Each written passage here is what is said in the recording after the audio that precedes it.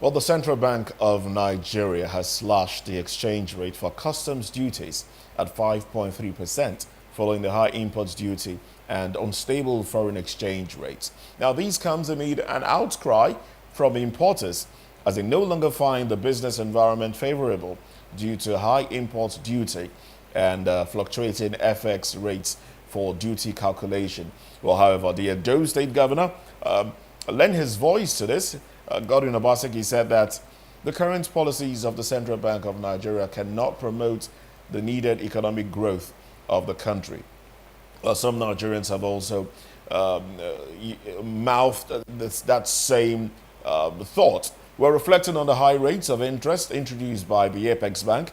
Governor Obaseki said it would only hinder Nigeria's economic growth as small businesses may not be able to access loans. Well, his views there, and this is shared by some other Nigerians as well. What we have joining us on the show right now is an accountant and a public affairs commentator, whom I think is, very knowledgeable in this area, and will be able to talk. Well, we've talked about this quite a lot, but we will continue to talk about how the Nigeria's economy can improve.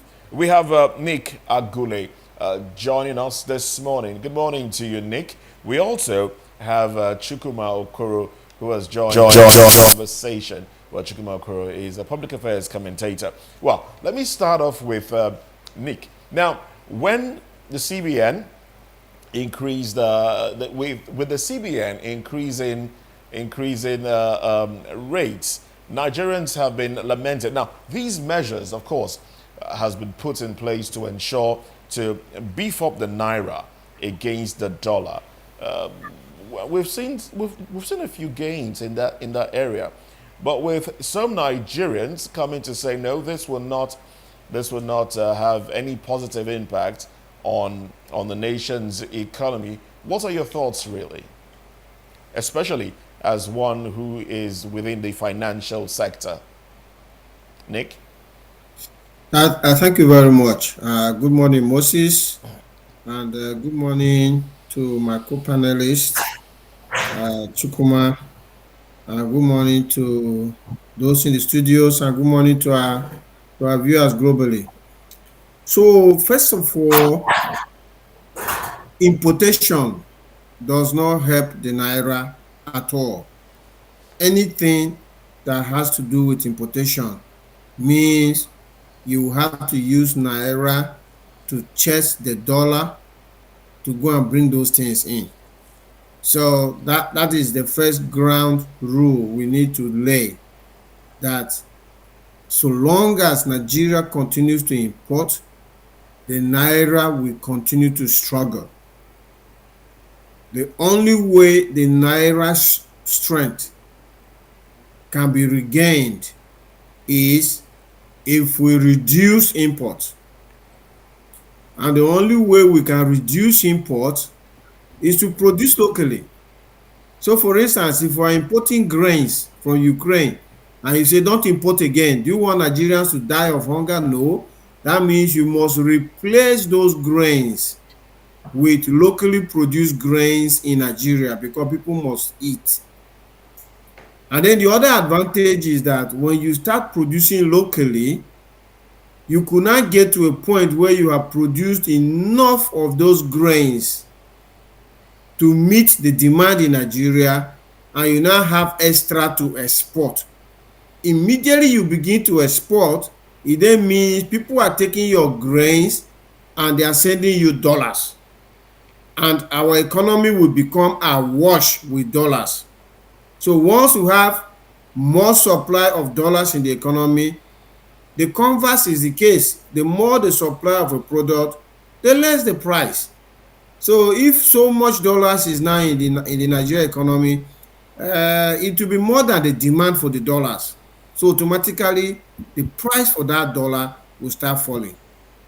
So we hope that our policy makers understand these things clearly. And I believe they do.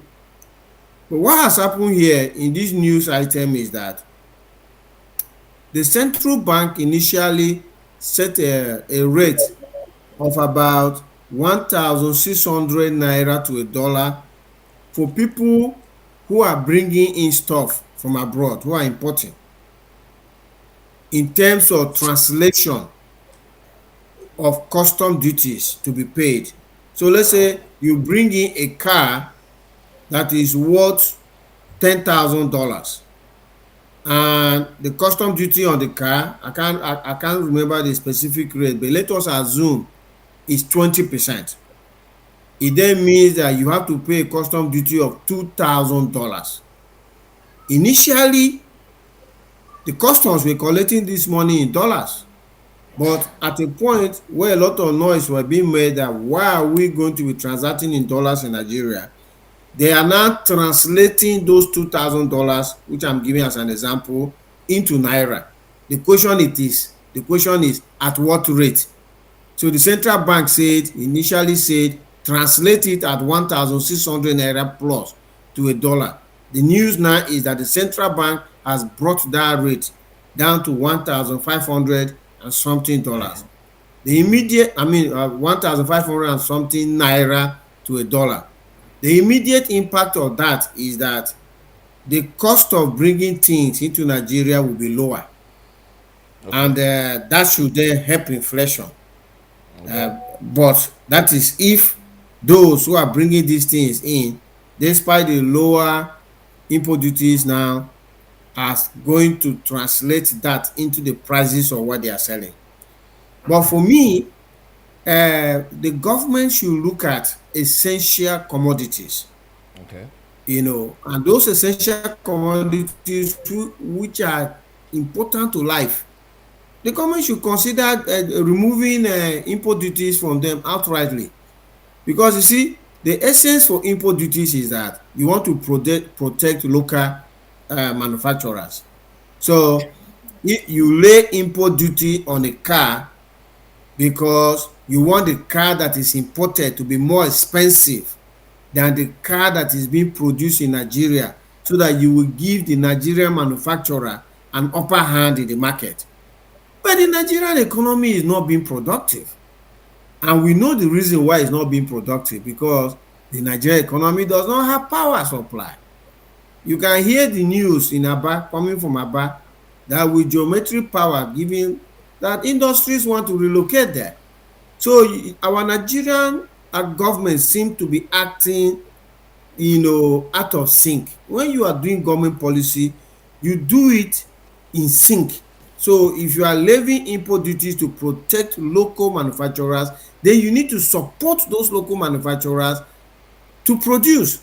You cannot now hike import duty on a product that is not even being produced in Nigeria, because then that becomes inflationary. You're just punishing Nigerians by putting heavy price on a product, knowing that they must still buy it because there is no local alternatives. All right. So Well, we're not seeing holistic government policy, and we need to be seeing that going forward.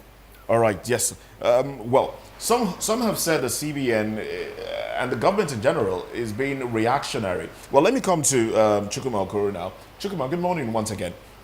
Now, about the CBN being reactionary in its measures to beef up beef up the naira, beef up Nigeria's economy. Would you agree? Would you align to the ideology that the CBN is just taking reactionary action to carry out the policies that it's been reeling out? Good morning, Moses. Good morning, Nick. Good morning, everyone in the studio and to our viewers worldwide. Moses, I think anybody that says that the CBN is just being reactionary did not miss anything right, because apparently that is what it has become. And the one thing that baffles me is that we keep talking about this particular economics every other day. But my understanding of economics doesn't change. The primary economics we studied in high school is the same. It doesn't change. The only thing it does is to advance. Even as it advances only in form, not in character. There will always be equilibrium if demand meets supply. There will always be scarcity if more money is chasing few goods. It's constant. These things are basic. So from the experiments here and there, it clearly shows that the policymakers are just being reactionary. They are not proactive. They don't read dead ends early on. They don't read stimuli early on. They wait for it to happen. Okay, now before they jump. Some are of the opinion that bankers cannot run an economy, that you will need a proper economist to run an economy.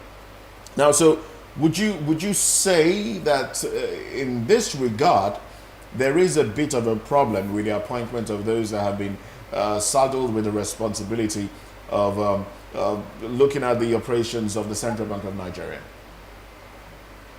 Moses, it's neither here nor there because it's neither here nor there because if you look at what the economy responds to, it's not just the monetary or the fiscal policies. A whole lot of other things are involved. If you go back in history, Sanusi was a banker, a fine one for that matter. What was the dollar to naira exchange rate during his regime? Soludo was an economist who hadn't worked in the bank anyway. What was the economic situation? Emefiele was a banker. And what happened? Cardoso himself, I understand, was a banker. So it's neither here nor there. It doesn't have to do with somebody's profession. Okay. Paul Oguma was a banker. What happened? So Nigeria, the economy responds to a whole lot of factors. Not because the person that makes policies is whether the person is a banker. Because, yes, I agree with you. Some people have argued that bankers are always chasing interest rates. Mm-hmm. But when they are chasing interest rate, don't they go back to the bank to see how high interest rate has affected their bottom lines? Because they also do a lot of provisioning in their system to cover up their huge debt profile. Provisioning. If you open the books of so many of the banks, you see that there are very huge debts. How did those debts come about? Because the interest rates were very high. The people that took the loan couldn't manage. So they keep restructuring and the bank is provisioning to cover those loans in their books with the Central Bank of Nigeria. Sometimes when these banks declare their profits, those profits are on paper. If you go to Central Bank and see what is underneath, you'll be shocked. So it's neither here nor there. It's about somebody understanding what the economy is all about. Look at what is happening now. And this same Obaseki happens to come across to me as a sound economist. You recall that he warned when they were printing, when they were doing ways and means, printing naira, and he said, look, this thing is going to pull down this economy. And people dismissed him. How many months down the line, look at what we are seeing. And the man has come out again to say, look, this interest rate hike is going to destroy the economy. Of course, it is going to do that. Because if the CBN is trying to raise interest rate to 22.75 to control the naira fluctuation with the dollar, this is what is going to happen. Few institutional investors are going to come in here. Okay. And when they come, they'll dump naira. They'll dump their money in the system to do what? To get high interest rate. Probably somebody collects interest from South Africa at 8%, comes here, dumps it at 22.5%. The person goes on with what? About 16% or what? Gain as interest rate. But what happens to the economy is that if I am a small-scale industrialist, SME for that matter, I can no longer access that loan because I can't meet up. If I collect the money, there's no electricity, so I have to buy diesel. I have to increase my worker's salary because the worker is already complaining. At the end of the day, I'm unable to meet my obligations with the bank. What happens? The bank starts chasing me. The bank starts doing provisioning to cover the loan that I took, which I cannot pay. And mind you, the issue of production, I don't know why we keep losing fact of this issue of production. The SMEs form the bulk of manufacturing in any economy that is doing well. Great corporations employ less than 5% of the working population. It is the small companies that employ 7, 8, 12, 13, 18, 25 people, not those that employ 2,000 people, that make more impact in the economy. So, and if those people can no longer access the loan to fund their businesses, what happens? The economy keeps going down, and we keep depending on import. I said it here before.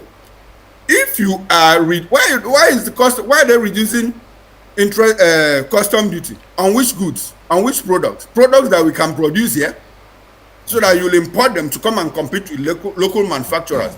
Meanwhile, the producer in China has low interest rate, the labor rate is low, he has electricity, he has transportation to move from one end to the other. At the end of the day, the imported product comes out cheaper. So what do you expect the local manufacturer to do? All right. They're simply killing the economy. Okay, I would like to ask. Okay. All right then. Okay, Mr. All right, thank you very much. Now to Mr. Nick, talking about the policy that CBN actually is putting in place. We could remember that last week the increase MPR to 22.5%, even the ratio to 45%. And, people actually came out to talk about this. Even Mr. Peter Obi was also talking about it, saying that only 12%, which is 3.6 trillion naira, are in the bank. Leaving 88% of it to be outside the bank. That's at 3.2 trillion happen to be in the hands of the people. With Obaseki coming out today to say that those policies actually are not going to help us. Now, my question to you is this. How then can the African largest economy survive if they don't need increase in the exchange rate to survive, according to what Obaseki said?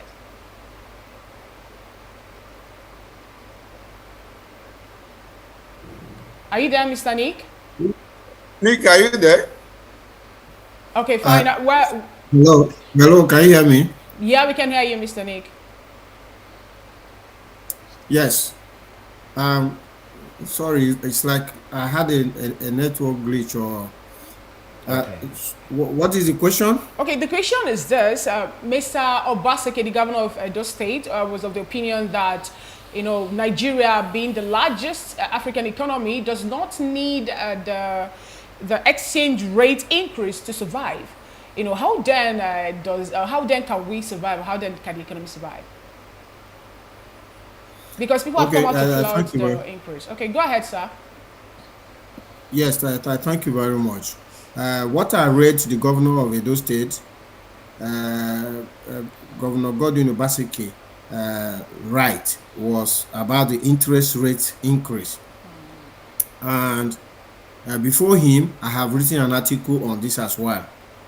And I wrote the article and I said the central bank is giving wrong diagnosis to the Nigerian economy.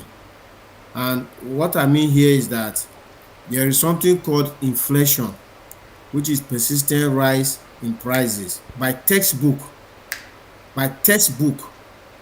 you solve inflation by increasing interest rate, so that instead of people going to go and buy, they will be pulled or attracted to go and save money, take advantage of the higher interest rates the banks will be offering to save their money. But Nigeria's problem is not demand. It's not demand at all, because people don't even have money. This, I want to put the situation like this. Like in the UK, where unemployment rate in the UK is less than 5%. What that means is that about 95% of the people who are eligible to work are working. And every month, they earn at least £2,000 in minimum wage. That is an economy you can say is awash with cash. So if you attract people to go and save, instead of going to go and buy in the market, it can deal with inflation. Nigeria's unemployment rate is topping 50%. And these are numbers issued by the NBS. Because if you ask me as a person, you say, what is Nigeria's unemployment rate by empirical evidence? I'll be thinking it's close to the 70 to 80% region. Because, I mean, if 100 students leave a university now, how many of them will get jobs in the next 1 year? I don't think they will even be up to 20 of that 100. So, Nigeria's problem is not demand. Nigeria's problem is not demand. The demand is not there. People are barely able to feed. So Nigeria is suffering from something that is called stagflation. Stagflation is a triple whammy of low output, low employment, which then results in inflation. You don't solve stagflation with interest rate rises because there is no demand for you to be curbing. You rather solve stagflation by reducing interest rates. Why are you reducing interest rates? You are reducing interest rate because you want to boost output. Your output is small, so you want to boost it. And by reducing interest rate, you encourage businesses to access cheap credit and boost the economy. In the process of doing that, there could be inflation. But you see, the problem now is that if you are solving inflation only, your economy will continue to have low output, and therefore it will become weaker. But if you are solving stagflation, meaning you are boosting output, which then boosts employment, even if inflation rises, you are gaining two things against one. You are much better off, much more better off. You know, like if you look at the time Obama was in office, after the global economic crisis, what did President Obama do? Even in the UK, Germany, and everywhere, they printed money. Why did they print money? They wanted to boost the output of the economies. So when they print money, they use the money to fund public works. So they were doing bridges, doing schools, doing cleaning, doing all of those things government provide because the economy was down and they needed to bring it up. Regardless of the fact that it was going to be inflationary. In Nigeria as we speak today, they are printing money. But when they print the money, what they do with the money is that immediately they print the money, they put the money in personal accounts. Because like what the Minister of Humanitarian was doing is what all of them do. They put the money in personal account. They use that money to go back and buy dollars. And that is why the inflation and foreign exchange crisis is together exacerbating. They use that printed money to go and buy dollars. The foreign exchange crisis is coming from government people chasing dollars. I can give you this on authority that you cannot pay bribe to any government office in Abuja with Naira anymore. But then, there's this. You do recall the arrest of some Binance senior staff. What is the role of cryptocurrency in Nigeria's inflation? What is the role of Binance in Nigeria's inflation? You see, as far as I'm concerned, this is chasing shadows. Completely chasing shadows. You remember that Governor Emefiele identified Aboki FX as the problem of Nigerian foreign exchange crisis. Oh yes. He even challenged Aboki FX to a boxing duel in his office. You know, Aboki FX decided to lock their website. Did that help Nigerian foreign exchange crisis? No. I've gone on to crypto Binance say, okay, we have removed Nigeria from our P2P platform. Will it help the Nigerian foreign exchange crisis? Answer is a capital no. We know that the things that will help Nigerian exchange rate crisis is like what I'm talking about here. If government is printing money, then government should use that money in projects that will create jobs. For instance now, if government prints money and government uses that money to buy tractors and then put those tractors on our fertile lands, and those tractors begin to produce humongous food for Nigeria, it will solve our food crisis, it will solve employment problem, because our young people go, that is what you use printed money to do. In Abuja, they are printing money. Part of the money they put in the FAC allocation, the Federal Accounts Allocation Committee, money that goes to federal, state and local government. Since the federal, state and local governments have been taking more than 1 trillion naira every month, what has changed? Nothing has changed. Go to the state, go to the local government, it doesn't even seem as if they are receiving a kobo. Where is that money? I am saying that money is returning back into the foreign exchange market, where these people are converting it into dollars. So we are printing money for consumption, printing money to chase dollars. If we print money and put it in productive activities, it will become better. Also, we keep saying this thing. The president just came back from Qatar. Let us ask ourselves, how many people are in Qatar? Qatar is like 2.8 million people. About that. 2.8 yes. million. Yes, about that. Yeah, they are less than 3 million. Yes. How much power supply are these 3 million people getting per day? Is 12,000 megawatts. The president just went and enjoyed 12,000 megawatts of electricity per day.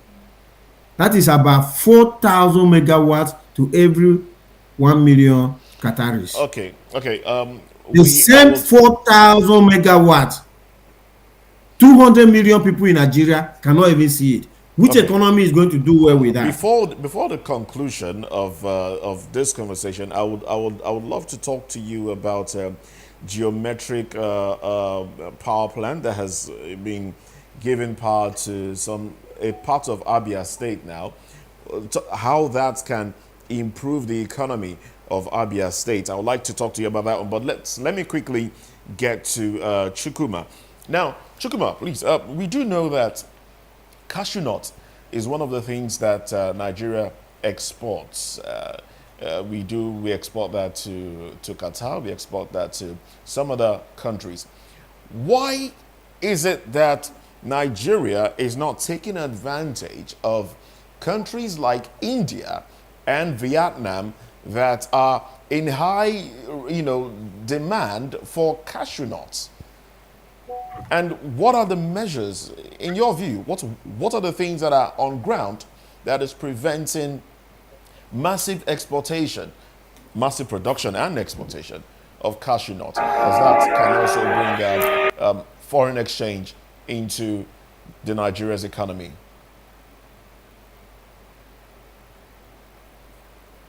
Not producing and exporting cashew nuts to Qatar and India, Vietnam, is the same reason why we are not producing cassava as the largest producer of cassava in the world. It is for the same reason that we are not exporting coal. It is for the same reason that we are not exporting cocoa that contributes more than 45% to Ghana's GDP.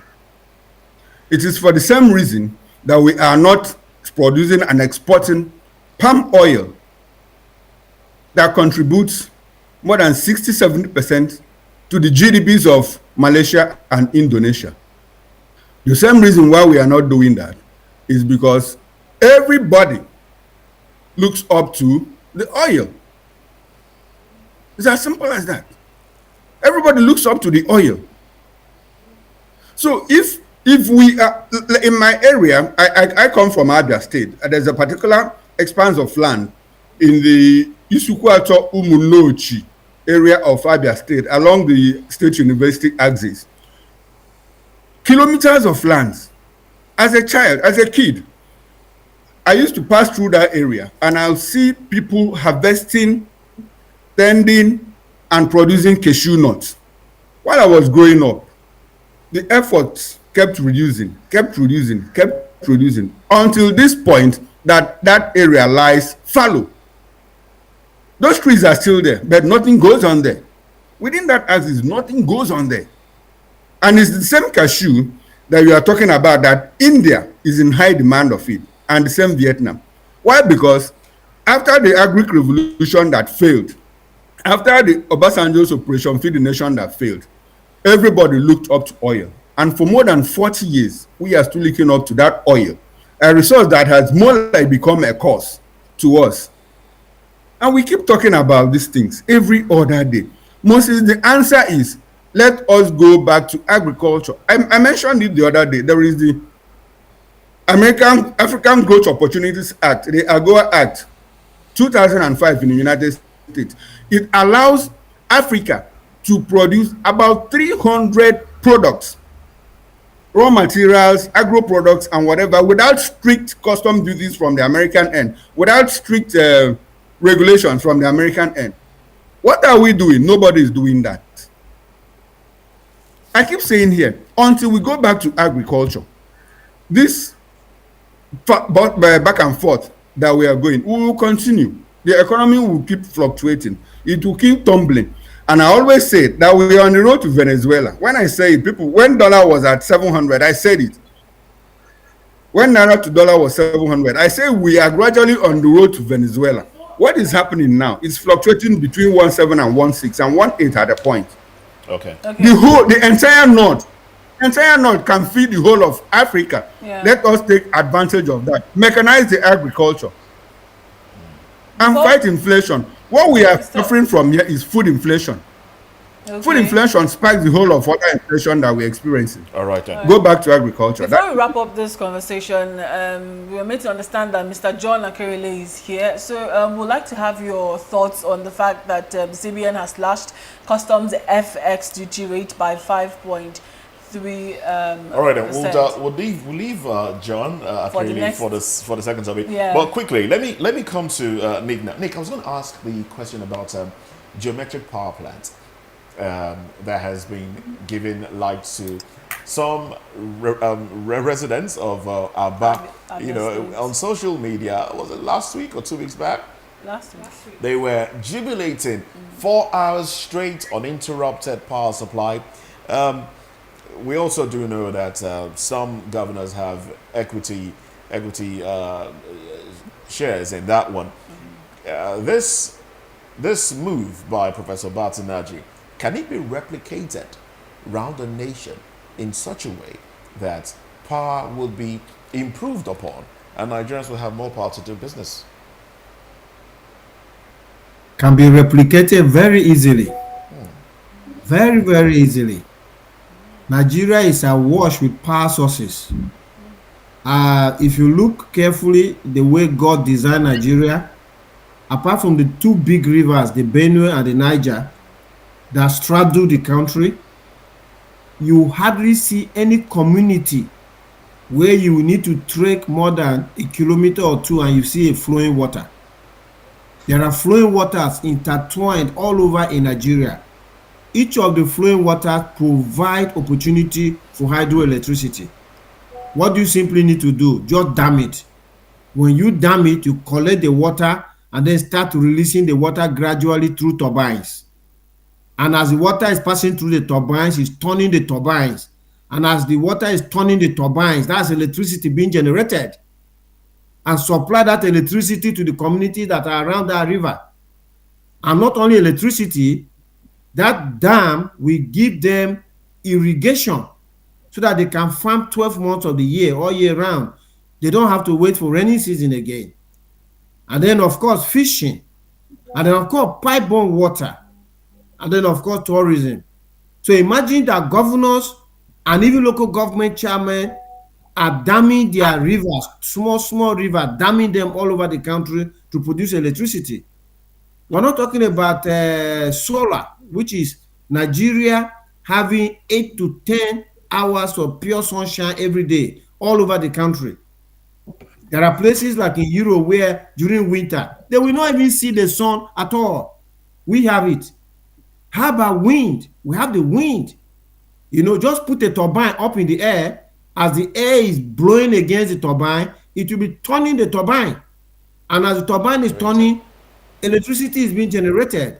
So what has happened in Aba should be an eye-opener to all the governments at all levels. And you see, the thing is, like in Aba, the Abia State government didn't have to use their money. I watched the governor, and the governor was saying, look, as of now, he cannot even confirm that Abia State government money is in the budget. He has set up a committee to even check. You just need to create the enabling environment, and businesses can come in and do this power project. Okay. Because power is a business, and a profitable one for that matter. All right, then. Thank you very much, Nick Agule. Big thanks to you, Chukwuma Okoro. Thank you very much also, John Akirile. We'd like John to join the conversation as we go into our second topic. Yeah, Lagos State residents are gearing up to start a monthly rental payment as the government reveals its plan to implement the scheme. Let's discuss this when we return.